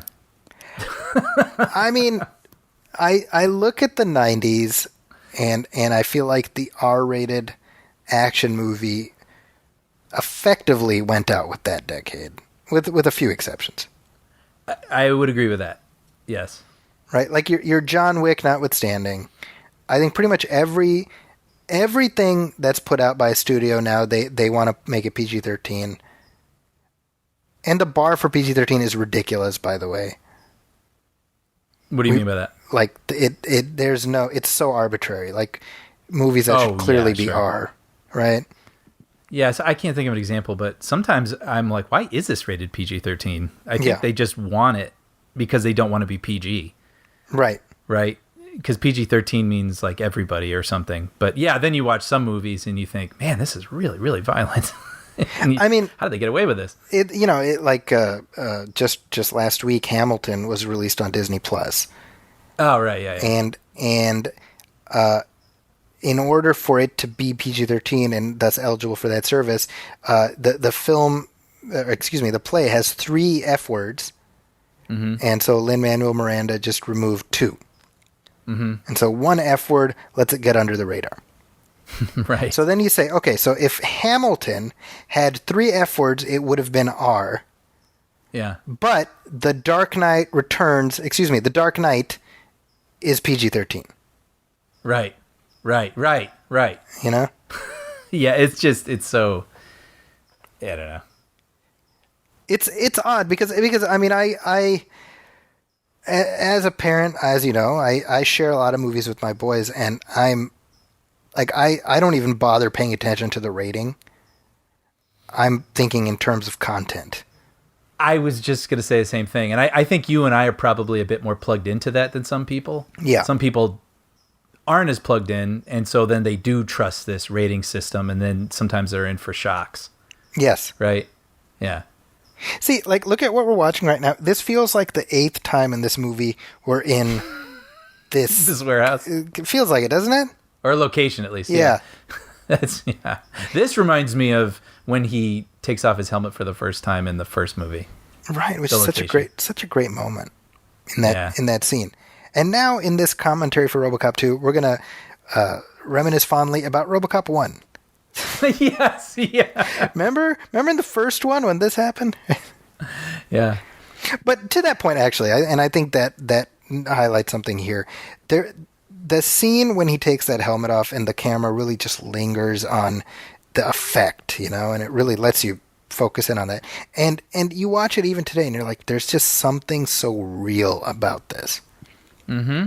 Yeah. And I, even as somebody who, you know, I imprinted like a baby raptor on that movie when I was 7 years old. Fair enough. Yeah. But even now it looks just gritty and grimy and like it's happening down the street. And this, I watched this and I'm like, this looks like a movie. Mm-hmm. It's hard for me to articulate exactly what I mean by that. No, I'm following you. Yeah. You know, whether it's the mise-en-scène or just everything, I don't know. You know, I think Paul Verhoeven's presence is sorely missed here. Yeah. Yeah. So here, you know, the kid, Hobb, okay, he takes over. Okay, fair enough. That's that. And why is he wearing suits? Can I just like get nitpicky? Because then he was dressed like a kid earlier. So fine, he's stepping into some sort of role, but it's not like he's emulating the man who came before him. Like, Kane why was is he wearing, adopting like, this persona? Kane was walking around wearing a bathrobe and shit, right? Yeah. I mean, it almost feels like a kid then would buy, you know, like the most expensive Bart Simpson sweatshirt and Nike Reebok pumps and, you know, like all that or whatever. That's true. But I mean, I get it. I understand the look and what they're going for, but it's just so silly. I don't need him entirely explained, but I would like a little backstory with this kid. Yeah, I mean, again, I feel like Frank Miller had some, like, kids picked on him as a kid or something. And he's just like, kids are all awful, you know? Right. Which, I gotta be honest, if we found that out about Frank Miller, it would be the least surprising thing I ever heard in my life. Right. Right? Yeah. I think this entire sequence here, where you've got the city hall is in hock to OCP. So they go to the drug dealers who are like, we'll bail you out with OCP. Just let us manufacture these drugs legally. I mean, that's this great, like Super moral, interesting. right? I mean, that's like this great moral dilemma, and they literally have a Deus Ex Machina to just wipe out that whole storyline. Yeah. Like, the problem with Nuke is, again, we saw we had the news footage at the very beginning talking about what a horrible thing it is, and we see a couple of these people addicted, but we need to see it taking over the city. This should be a plague. Yeah. Yeah. You know, Absolutely. because I think I can appreciate the storytelling instinct of RoboCop being the one last good cop, but I think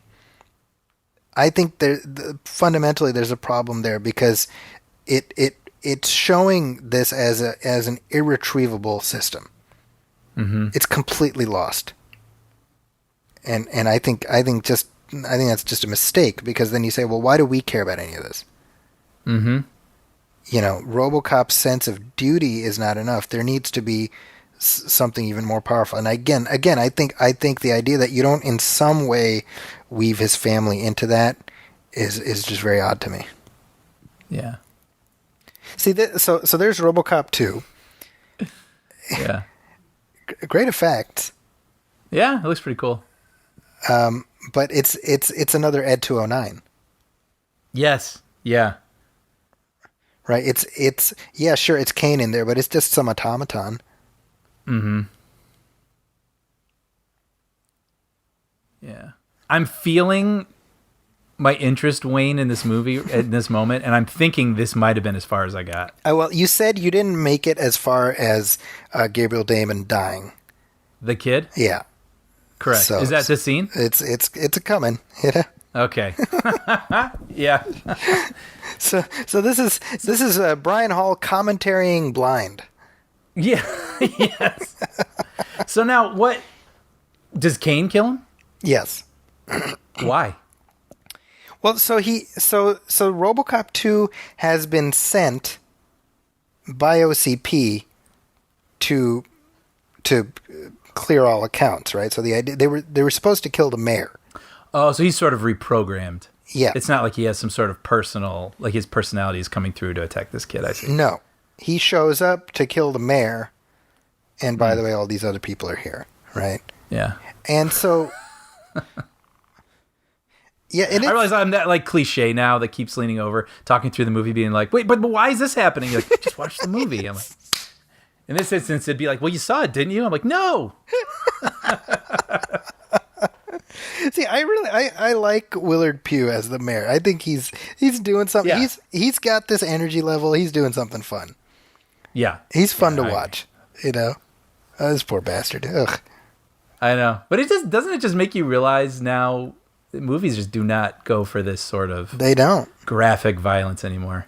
And the thing is, I mean, $30 million in $1990. That's a pretty substantial investment. Mm-hmm. Like because Batman cost like $30 million. Right? So I mean, in other words, the fact that they were like, oh, but it's going to be hard R, you do have to kind of respect that. Yeah, I mean, movies were still kind of doing that in this era, though, right? Yes. I mean, we were getting our Die Hards and our Demolition Mans. This was like, still. when did that sort of slow down? Do you know? That's what I'm saying. I feel like the end of the 90s. Mm-hmm. Yeah, I mean, we were still getting The Rock. We were getting Con Air. We were. Honestly, maybe this is an arbitrary. Well, real quick, actually, So this piece right here, where Max Headroom Kane recognizes his girlfriend. Yeah, that's kind of interesting, and it culminates in this thing that's like super dark.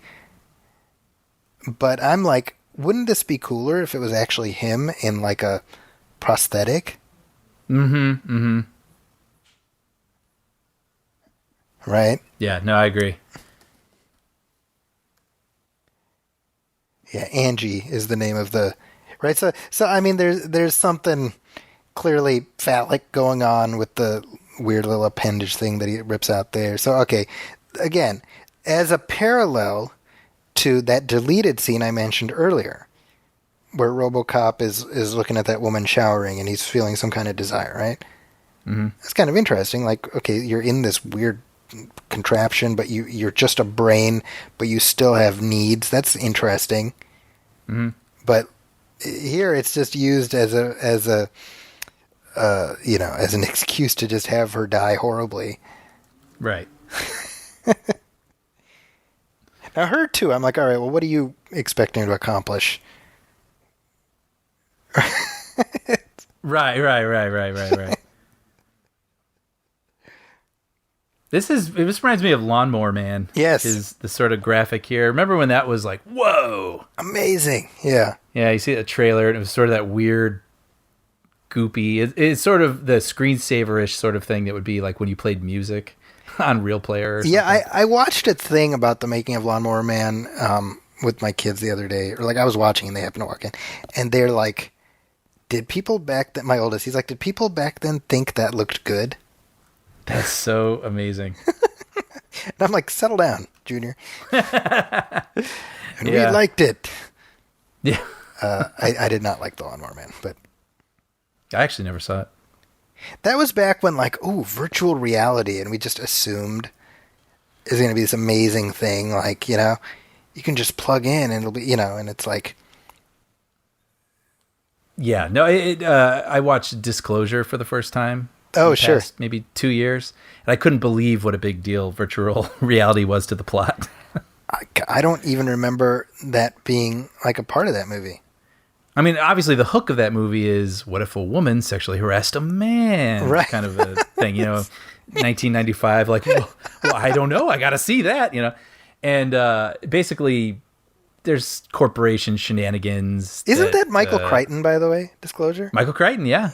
Wow. And Michael Douglas is trying to snoop around. Basically, what you would do is you would just use a mouse and you'd go through files on someone's computer, but he has to do it through virtual reality. And so he plugs in, he steps on a trampoline and puts on this big headgear, and he's like kind of whoa, like walking through this basically virtual library to get the information. It would be so much easier if he just opened a documents folder. You know, so I'm watching RoboCop driving around in his car, and I'm like, how much of this movie is just shots of Robo's car on empty streets? Like empty warehouses, empty factories. You know what I mean? Wait, what do you mean? It's all like these, it's like, who lives here? You know what I mean? There's no, like... Oh, yeah. I'm like, in a visual sense, mix it up. Make something different from the first movie. Mm-hmm. Right? Right. It's a really good point, because when I think of another moment I like in the first movie is him at that convenience store. Right. And it just feels like him in real world. Like, what's the real world like in a place that I know, you know, and a crime happening and him coming in? What's that like? But yeah, you're right. This feels very removed from life. Yeah. Like, I think part of that first movie is you're seeing people reacting to him in real time. And I think when we say, oh, well, 3 years later, RoboCop is just a fact of life and everybody's used to him. Well, you've lost a little bit then. Yeah. Of sort of, you know, this semi-realistic world with this unrealistic, you know, this fantasy creation in the middle of it. And how does that, you know? So here, you had this kid, and suddenly he's like, I'm cold. I'm cold. And you know, he's like, please, like, don't leave me, right? As he dies. See, I never got this far. I'm not, am I supposed to care? Exactly, right? Yeah. And you know, it doesn't help that RoboCop is himself now back to being unemotional. Yeah. But you know what? You could do a version where I do care. Yeah. Where he's somehow some kid that just bad circumstances became a dick because of the people he's hanging around, but he had a little core inside of him or something and realizes he's wrong. And I think, Brian, I feel like the only thing missing here is, like, after he dies, RoboCop is like, if only he had not fallen for drugs, or, you know, like... right. This is what happened. Money looks pretty real. You know. Yes, yeah. So you can't set this kid up as being absolutely, irretrievably, unconscionably evil. and then be like, oh, but he's a kid. Right. And he's such a cartoon character. Yeah. That it's hard to really care. So Right. I mean, now, if we could just be quiet for a little bit. I haven't seen the rest of this. I'm gonna try to. I'm just kidding. the last 20 minutes is just us inside. It's Brian like, huh. Oh, I guess that did pay off. Yeah. Anyway, I'm sorry. I'm just making a joke. Okay, what were you gonna say? No, that's it.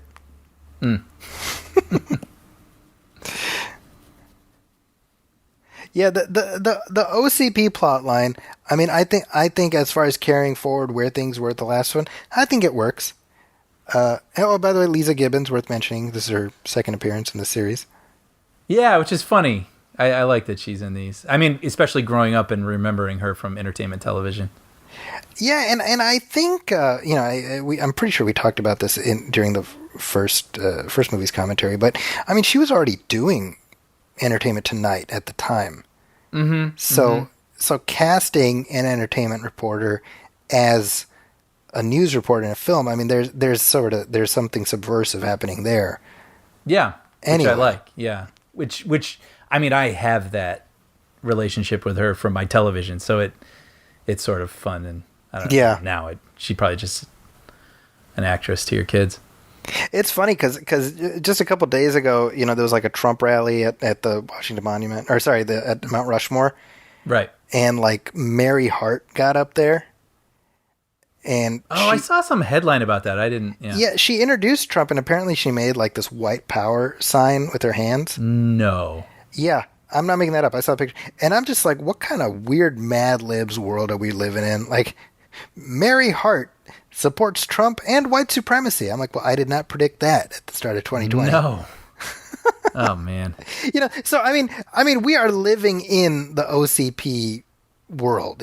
Like it's the absurdity of the. Well, yes. I mean, this is satire, and something you would sort of hand wave and like, I understand the point you're trying to make, but that's ridiculous. Right. Yeah. No, we're in it. We're in the satire. We are in it right now. Yeah, I mean, okay. the whole culmination of the film, it comes down to, okay, now it's RoboCop versus RoboCop 2. Mm-hmm. Okay. Do they call him that, by the way, or are you? No, he's called RoboCop 2. Yeah. Okay, nice. Yeah. I thought you were doing a little bit of like Homer, would Payback run away? Like I thought you were just calling him RoboCop 2. No, the Kane robot is RoboCop 2. Got it. Is it TOO or TWO? I wish it had been RoboCop TOO. Me too. Yeah. That'd be kind of funny. Yeah, maybe that would have been. Get Jason Bateman to play RoboCop in that one. Now there's a deep cut. Yeah. I'm gonna go ahead and put a pin in that. That's my one and only thing I do as Jason Bateman, and I don't know why. No, I get it. I don't know if it's from something. It just feels like a thing Jason Bateman would say while like rubbing his temples, Yeah. That's very his mode. Absolutely. But also, of course, I'll spell it out. You're referring to the sequel to Teen Wolf also. Yes. Teen Wolf also. Which Jason Bateman played like a cousin or something, and instead of basketball it was boxing. And believe it or not, that's the one I saw first. So you never plugged into the Teen Wolf franchise the way you were meant to, No, it's I wish I could go back in time and fix that, but the qualitative high point that is the first movie. The first one I saw was the animated series. Oh yeah, I forgot before about I saw that. Either of the movies, I saw the cartoon show. Yeah. I wonder if that movie holds up, Teen Wolf. I haven't seen it since the 90s, but I'm going to say no. Yeah, probably not. I'm going to assume no. Yeah. See, I love the mayor's reaction, right? So the mayor, they were expecting the mayor to be dead. He was not supposed to show up here. Mm-hmm. And he sees so now he makes the connection. Oh, okay. So that was sent by OCP. Right. Yeah, he is good. I like his I guess Just it's sort of- obligatory now for me to say this, but I like watching people's faces with the sound off. You can appreciate a He's little bit just more what they're doing. frazzled, you know? Yeah.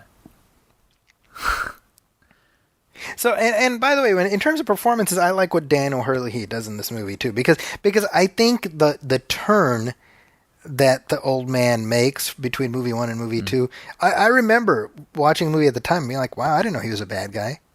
Mm-hmm. Right? However, I think, the mustache twirling, I think he makes a meal of it. Mm-hmm. Yeah. And of course, the idea looks here... kind of impressive. Sorry, you can see the film degradation with the FX work there, but blending him with that thing actually looks kind of good. I'll always, enjoy watching good stop motion. Yeah. And, by the way, worth thinking about, Jurassic Park is 3 years away from this. I know. Like a film that I think still, like 99.9% visual effects holds up. And that, too, wasn't Phil Tippett involved with that? And yeah. Well, yeah. And then he said the famous line, right? Or, don't you mean extinct? Yes. Isn't that incredible to think about that Jurassic Park is 3 years away from this movie? Now that I'm looking at it. It's crazy. I mean, it's like a different era entirely. Yeah. So what did you think was going to happen when... let's put, a crime boss drug lord's brain into this amazingly powerful body. What could possibly go wrong? That's the kind of logic that only makes sense in a movie. Now, what was she thinking? I probably was looking at Instagram or something. Well, it's what we get to earlier, right? Where since Alex Murphy, his sense of duty is what's kept him going, but it makes him less willing to, go with the flow, go with the program. So let's get somebody who's going to be easier to control. So the idea was, because of Kane's addiction to nuke, we can use that. Like, you do what we want, and we'll give you what you want. Okay. Now, are they giving him nuke in that thing? Like, is he being? Is his brain being sort of fed? Somehow, it doesn't make much stimulant sense. Right? That he requires or something? It doesn't make any sense, right? No. Yeah, it's weird because I recognize that the limitations of the time were such that if you were going to have Tom Noonan incorporated in some way, then he would have to be kind of like a human-looking guy. Yeah. It'd have to be like some huge puppet or something. Yeah. Or something. Yeah, exactly. So now you would find a way to do like a digital, you can, you'd do like a mocap type thing. Yeah. We get that. But even still, I think fundamentally the problem is that I don't think the movie has done enough to really drive home the RoboCop versus Kane rivalry. Agreed. We get it. Okay, he's a bad guy and RoboCop's a good guy. But the idea that there's a lot at stake here. Yeah. No, I think your script doctoring earlier really would have polished this up a bit and made it more resonant. Well, take that, Frank Miller. I mean, it tells you something about Frank Miller, that the 10 years later the Sin City sequel came out and people were like, no, we've seen this already. Yeah, that's good. That's a good point. Because it's one story and that's it, Yeah, I remember seeing the first one and it was unpleasant, but I admired it for sure. Yes, for the craft. And what? For the craft of it. Oh, yeah, absolutely. And then, the second one, I still haven't seen it. You know what's funny is between the first one and the second one, what came out? The Spirit. Oh, yeah, I forgot about that. Yeah, directed by Frank Miller.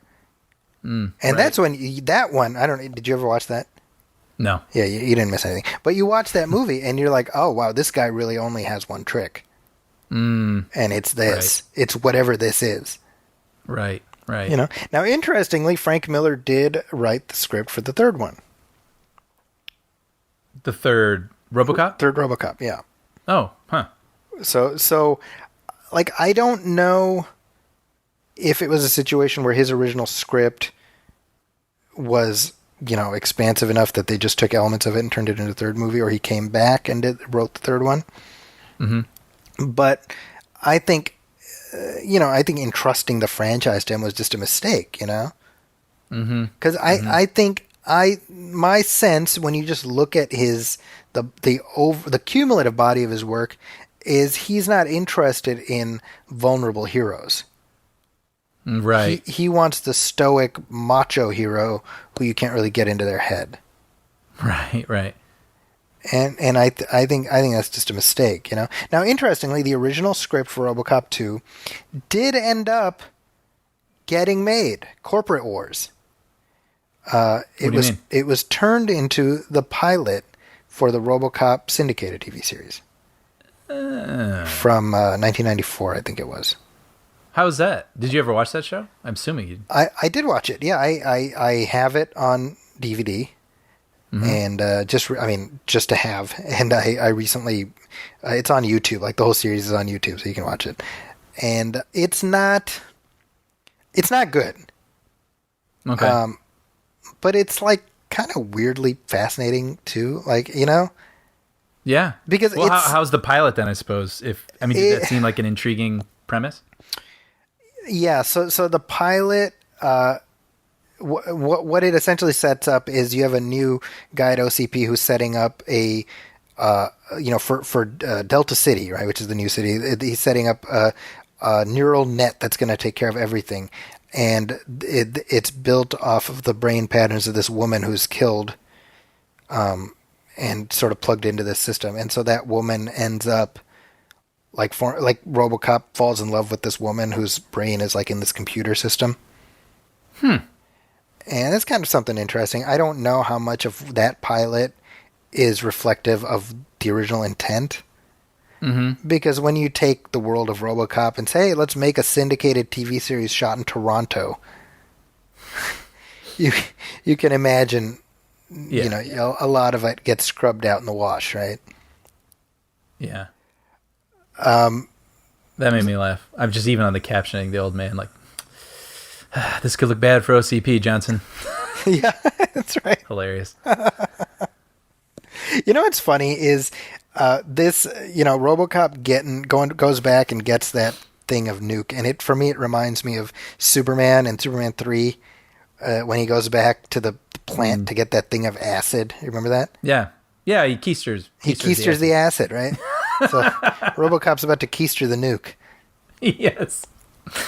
Yeah. See, this, again, you can see on the page, if you're a comic book writer, why this would be interesting. Mm-hmm. But, again, the movie audience, you say, well, it's just boring unless what we get on the other side lets us arrive at some greater understanding of our main character. Yeah, it's so funny you say that. I was just about to point out that I don't really care what's happening right now. Right. But I am impressed by what I'm looking at. Yes. The stop motion here and like I say, the action here is all, they have no computer assistance, and they've really got all these people and cars getting wrecked. And it's impressive to look at for on sure. A technical level, they came to play. Yeah. And you got to appreciate that. And I think it does feel like, oh, okay, I guess we got to find some shit for Lewis to do. Yeah, which would obviously, if she had been more integrated, felt more necessary. Yeah, she disappears for a third of the movie. Yeah. Right. And I think it's, that idea of how the movie is just very episodic in construction. That's really borne out here because we've, now it's like this final confrontation, which really it's what it should feel like. This is what we've been building up to.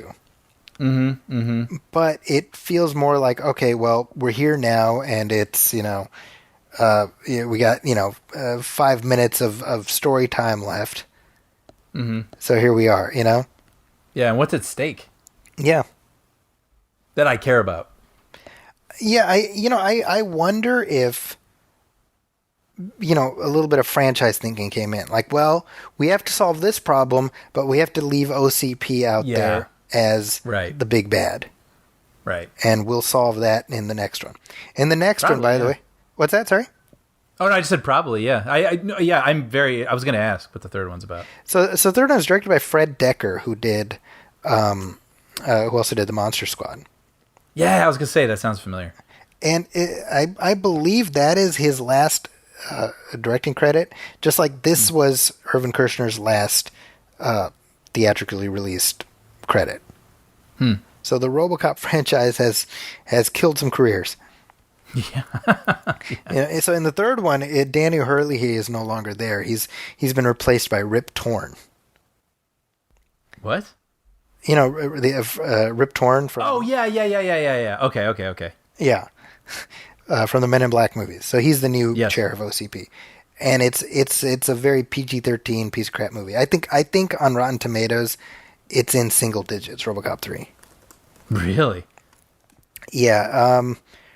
Let's see. RoboCop 3 Rotten Tomatoes is, what is it? Let's see. 3%. By the way, I thought you were saying Rip Taylor. Oh, not Rip Taylor. And right. And not yeah. No, the Men in Black guy. That's why I was like, what? Yeah. Yes. So, okay, gotcha. So Peter Weller did not come back for the third one. Okay. He was replaced by Couldn't Robert. make the suit light enough for him. Yeah, what's interesting is he at least entertained the possibility, but I think he was done. Like I think Fred Decker said something like, Peter Weller didn't want to do it, but he gave me the courtesy of coming and meeting with me and telling me, like, in person, no thanks. That's nice. That's classy. Yeah, and he seems like a good dude, right? Mm-hmm. And for the third one, it's like, yeah, at this point, because Orion was in trouble. Like, that was the reason that this movie was locked in. Mm-hmm. And so by the third one, it's like, let's just make it for kids, sell some toys, And I get it. Yeah, but I don't think it's the right choice for if you care about the films. But if you're a studio, I totally get it. I mean, you're on the creative end, so you know what it's like. Just in general, you've been involved in enough productions that sometimes the corporate needs don't always intersect with the creative needs. Right. But it's like, who's buying the toys? Who's watching the cartoons? Who's doing the whatever? Like, let's get them in. Yeah, and the one thing I do wonder, 33 years later, RoboCop is still part of the pop culture conversation. Mm-hmm. Would that have been the case? Would that be the case had they stopped with movie one and there was nothing that came after it? I don't know. Yeah. I don't know. Right? I think to some degree. He'd certainly be recognizable, I would imagine. You'd think so. But I don't know. And for that matter, had they waited 30 years to do a sequel, would that have been better received? In other words, nothing in between, Yeah. What did you think of the, I can already guess, but of the remake from whatever? Well, if you remember, we've talked about it. We talked about it on the podcast. Yeah, I have little to no memory of it, to be honest. Yeah, I think the conversation you and I have had is that basically the one scene that you remember is when he sees what state his body is actually in. Yes. Which, as visuals go, is very effective. Mm-hmm. But it's, by the way, I do like here that, Dr. Fax has been ingratiating herself to the chairman for the whole movie, and he, he essentially just cuts her loose like that because suddenly him and Johnson are like, yeah, okay, so we're just going to blame all this on her. Okay. Right. And we move on. So what we just saw with the, how does RoboCop defeat Kane? He uses the nuke to distract him, and then he reaches in, pulls out his brain thing, and destroys him. I mean, again, I think as a resolution to that story, I think it works. Mm-hmm. But it to me, it has the same effect as watching a Robo, blow up the Ed 209 at the end of the first one. Yeah, you need eyes. Yeah. Like eyes widening when it sees its poison that it's addicted to. There needs to be some sort of Yeah, otherwise it's just a machine. Yeah, and you know, in the first movie, we blow up that Ed 209 on the way to dispatching Dick Jones, which is the ultimate resolution. Whereas here, it's like, well, stay tuned for RoboCop 3. Right. So, you know, we end with RoboCop being like, well, you know, he'll get his one of these days, and we're only human. And as he starts, like, unscrewing his head or whatever. And so I watched the end of this with my kids the other day, and my 11-year-old's like, huh? Really? Yeah, because it's obviously trying to be Murphy at the end of the first one. Right. Let's reiterate that RoboCop is human. Unlike Kane, RoboCop is a human. Yeah, but why? Right? What has the movie done to underscore his humanity? Nothing, really. Like, what's changed Yeah. for him now that this ends and we can feel connected with him and happy about what's happened? So this is like when we look at the second RoboCop, the problem is it's less a continuation than just another adventure of RoboCop. And so if that's what you're looking for, I think the movie has things in it that you'll find appealing. You know, a comparison I've made in the past is I look at like the first Planet of the Apes, right?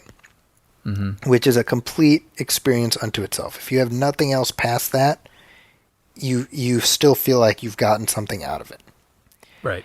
And what the sequels did in that series is, I think they found a way to keep the story going. I would argue, you know, to some lesser, to some greater extent. But the singular experience of that first movie was never to be replicated. And I think RoboCop is the same thing. I think the Apes sequels, on the whole, are much better than the RoboCop sequels. Right. But they are still, you know, the first movie is, in terms of the apes, it's like this character, he goes on this journey, he finds this out, and, you know, he goes this whole arc. And then the rest is, you know, what Chuck Heston said at the time. Well, it's just more adventures among the apes. And that's what RoboCop is. The first movie is the journey, and everything else is like, okay, now it's just more of this. Just drop him back into the world. And if you like the visuals of it, and if you like seeing RoboCop stomping around and shooting things, there's 4 hours more of it for you. Yeah, exactly. Yeah. Right? And that's, I mean, it tells you something. We've had 2 movie sequels, 1 remake, 2 live action series, 2 animated series. Yeah. Nothing has matched what the first movie did. And that tells you something. Yeah, and it also, I think, is a tribute to what a compelling notion it is. And his look. I mean, he looks cool. Yeah. You know? Yeah. Yeah. So RoboCop 2, kind of very much a mixed bag, and as I said at the top of our conversation, very much a fascinating failure. Yeah. I hope that came across. I just coming into this is sort of a like being brought in here and trying to have thoughts about it. I mean, obviously having no connection with this, and is it something you need to put on your to-do list or bump up, you know, your list? I mean, no. You know, like I really, I'll admit, like this felt a bit like homework for me. But talking about it with you has been a blast. Well, thank you. You know, and actually one thing I wanted to bring up, which completely slipped my mind because we don't watch it with the sound, but the music score, which is by Leonard Rosenman in this movie. The first film the music was by Basil Poledouris, who came back for the third one. And, you know, I've mentioned before, I mean, God, his music is just as essential to that film as, you know, John Williams' music is to Jaws, you know? It's so good. So good, that score. It is, you know, and the RoboCop theme is truly iconic, right?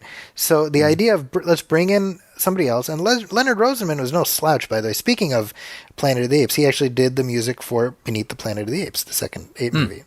He also did the music for Star Trek 4. So, I mean, he was a veteran. But right away, he comes in with brand new thematic material. None of the motifs from the first movie come back. And that always strikes me as an odd choice. Yeah.